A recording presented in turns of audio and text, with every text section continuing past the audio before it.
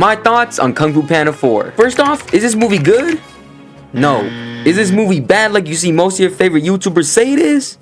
No, it's not bad, it's just an okay movie. Not bad, but not special like the rest of the Kung Fu Panda series. A lot of things in this movie were done worse compared to the other films, like the comedy for example. In this film, it feels like you're watching Kung Fu Panda TikTok edition, as jokes are cracked like every 2 seconds, which is at times a little too much for my brain to handle. Also, the comedy in some parts can feel a little childish, as if the film was trying to impersonate an Illumination film or some shit. The one scene that encapsulates this is a scene from the trailer where Poe and Jen are trying to sneak into the evil base and Poe lets out a fart. That scene makes me cringe every time and is an example of how the comedy got worse. But that's not to say some of the jokes didn't land. At times, this movie was genuinely funny and had me laughing pretty hard, especially when Ping and Lee were on screen. They had some of the funniest jokes and carried the comedy to an okay level. Speaking of Ping and Lee, they really carried this film from bad to okay. These two had the side plot of the two of them wanting to find Poe and make sure he was okay, and along that journey were the funniest moments in the film, and eventually led to the most serious moment, and to be honest, one of the few serious moments in this movie that actually touched my heart and made this movie better. These two just have so much chemistry and did their best to try and fill the gap for the Furious 5 who are not in this movie until the fucking credits, which also didn't help this movie achieve the prestige of the last 3 films. Going back to Ping and Lee though, they were still a tremendous help in making this film be not good but okay. People saying that these two carried the film ain't even a joke, to be honest. Another thing that makes this film better that I haven't seen a lot of people mention is the return of Tai Lung. I've seen a lot of people complain about Tai Lung's return being underwhelming and that he didn't get a lot of screen time, but that's not the case. His dynamic with Poe and the emphasis they put on that tension between the true Dragon Warrior and the denied Dragon Warrior was another redeeming quality for this film. Poe fucking up and having Tai Lung on his ass about it was a cool concept to follow, and the respect he and the other villains show Poe at the end of the film was a nice conclusion to this theme between Poe and Tai Lung. This serious moment also brought this movie up from bad to okay. Also, Tai Lung had some pretty funny moments as well, so that definitely helped too. So yes, Kung Fu Panda 4 may be a fast-paced, very short, TikTok-ass movie, but it still had parts that were funny, action-packed, and interesting. These parts saved this movie from being really bad. And overall, my final thoughts on this movie can be summarized by a final score of 6 out of 10. Not bad, but just okay. If you want to see more of my thoughts on videos in the future, be sure to subscribe, and as always, keep on Kung Fu fighting people, and peace out.